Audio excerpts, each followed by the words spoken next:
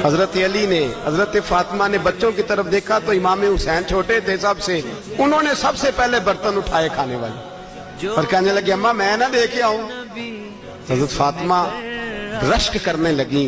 मुस्तफा के नवासे बाहर गए, अपने हिस्से का खाना युबसिरूना अला अनफुसिहिम वलौ काना बिहिम खसासा।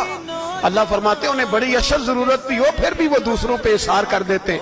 वो खाना बाहर इमाम हुसैन दे आए, पानी से रोजा खोला, खजूरे खाई, लेट गए, सवेरे खजूरे खाई, रोजा रख लिया। शाम हुई तो हजरत अली फरमाते मैं फिर अगले दिन के रोजे के लिए जौ लाया, फातिमा ने पीछे रोटियां पकाई। 2 दिनों की भूख थी पर मालिक तू बड़ा बेनियाज है। आजमाने पे आया तो इस रंग में ऐन इफ्तारी के वक्त दरवाजे से आवाज निकली और मांगने वाले ने कहा कि भूखा भी हूं और यतीम भी हूं, यतीम हूं। हजरत फातिमा कहने लगी बेटा देर ना करना,